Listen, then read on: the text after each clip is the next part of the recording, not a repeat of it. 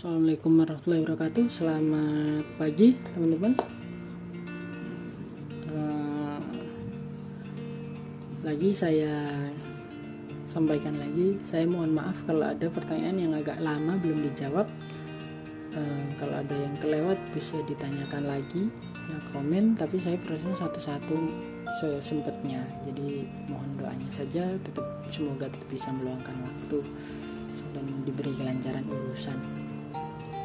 Oke, jadi pertanyaannya adalah, Assalamualaikum dok, saya jatuh dari motor sudah 16 hari. Dari pemeriksaannya jari manisnya patah dan tangan kanan nyeri, tapi tidak patah dok.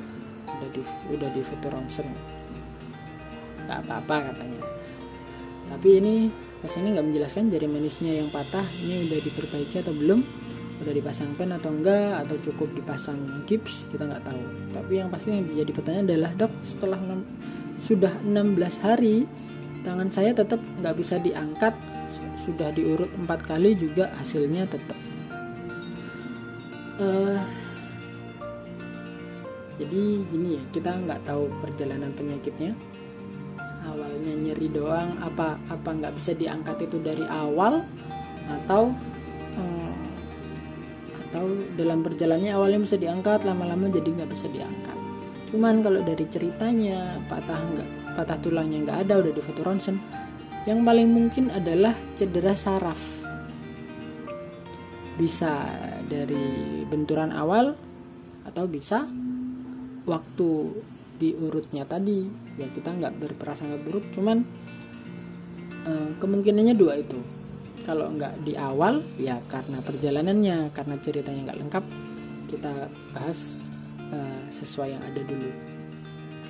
Jadi di lengan atas, lengan itu kan untuk menggerakkan, dia ada otot-otot, terus di dalam ada juga saraf yang lewat, ada juga pembuluh darah yang lewat. Waktu kena benturan mungkin tulangnya bisa patah, atau ototnya ini yang kena jadi nyeri. Kalau pembuluh darahnya yang kena atau sarafnya yang kena, efeknya kalau pembuluh darah yang kena ujungnya nggak dapat suplai darah, bisa mati. Kalau sarafnya yang kena benturan, dia misalkan kayak kabel gitu jadi agak-agak konslet, gerakan di ujungnya sini akan agak-agak terganggu. Jadi saat benturan itu macam-macam yang kena. Kalau cuman ototnya aja harusnya 2 hari 3 hari nyerinya hilang. Kayak otot kram habis kebentur mungkin bengkak-bengkak sedikit, setelah itu hilang sendiri tanpa diapa-apakan.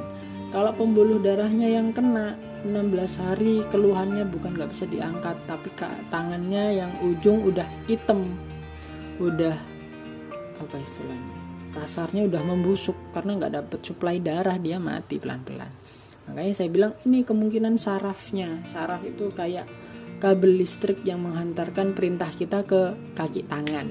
Otot itu nggak akan gerak kalau nggak ada rangsangan saraf. Jadi yang harus dijelaskan lagi adalah, apakah masnya bisa merasakan kalau dipegang tangan kanannya, oh ya kerasa, atau agak-agak tebel, apa nggak bisa diangkat nih, nggak bisa digerakkan total, atau hanya gerakan tertentu yang nggak bisa. Itu jadi baiknya ya kontrol ke dokternya yang awal tadi biar bisa diperiksa. Ada pemeriksaannya, ada pemeriksaan sarafnya, bisa difoto ronsen ulang, bisa diperiksa sarafnya apakah normal atau enggak. Seperti itu. Yang mau saya titik beratkan adalah diurutnya jangan terlalu hebat, jangan terlalu banyak, karena tulangnya nggak ada masalah. Diurutnya ya kalau sekedar pelan-pelan dikit-dikit nggak masalah lah untuk ngurangi nyeri. Tapi kalau terlalu hebat, khawatirnya pembuluh darah atau sarafnya yang awalnya cederanya ringan bisa makin berat, karena istilahnya ya belum, kondisinya nggak benar-benar bagus. Terus diurut yang hebat bisa makin parah. Ini kemarin juga sempet ada yang protes, sama dok, berarti dok alternatif sama ini bisa ada resikonya. Sama-sama ada resikonya. Terus ada juga yang bilang alternatif itu bukan gaib dok, ada dasarnya juga, jadi diluruskan dari luar tulangnya, diurut biar bagus kondisinya. Saya nggak ada berniat untuk menjelekkan alternatif. Cuman kalau dibilang alternatif sama ilmu kedokteran, ya beda. Dalam artian tukang urut apa tahu saraf di tangan ada berapa, fungsinya apa, di sebelah mana. Karena nggak tahu ya diurut sebisanya. Dan ilmunya mungkin kan biasanya ya turun temurun dari orang tuanya atau dari mana diajari. Nggak ada ilmu yang terus berkembang. Sebenarnya pada awalnya dulu namanya kedokteran yang sekarang itu yang jadi ortopedi bedah tulang awalnya adalah ya alternatif ya, dukun-dukun tulang seperti ini, tapi ilmunya dikembangkan sampai mempelajari mayat. Oh, ini tulangnya di sini ada pembuluh darah, di sini ada saraf. Dibikin buku, disebarluaskan.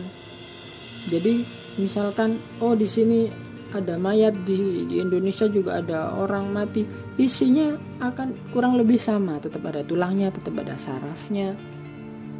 Itu sampai ditelusuri satu-satu fungsinya. Jadi ilmunya berkembang. Itu perannya adalah untuk kita ngambil keputusan benar enggaknya, harus diapakan. Dan makanya saya juga nggak pernah menyalahkan kalau misalkan diurut ya nggak masalah, karena tingkat pemahaman orang beda-beda, kondisi orang beda-beda. Mungkin nggak berani ke rumah sakit, atau mungkin keluarganya lebih percaya, nggak masalah. Namanya usaha, siapa tahu berhasil. Tapi kalau saya sendiri, ya yang ada ilmunya dibawa ke rumah sakit, ada dasar-dasarnya, pengambilan keputusannya jelas. Kalau ada yang patah, ada apa, di foto ronsen biar kelihatan jelas. Kalau ada gangguan saraf, kita ada pemeriksaan saraf biar jelas, nggak ada kira-kira. Kalaupun ada kira-kira kita minimalkan banget. Oke, jadi untuk masnya ini kemungkinan sarafnya. Jadi kalau pesan saya, jangan nyari tempat urut yang beda lagi, coba diurut terus sampai berbulan-bulan, jangan. Mumpung belum terlalu jauh, coba dibawa kontrol ke rumah sakit terdekat, bilang kondisinya gimana, habis kecelakaan, tangan nyeri, sekarang nggak bisa diangkat, dicari problemnya di mana. Dan seperti itu ya. Jadi memang kasusnya kurang jelas, tapi kemungkinannya adalah saraf. Semoga bermanfaat, semoga diberi jalan, semoga hasilnya baik. Assalamualaikum warahmatullahi wabarakatuh.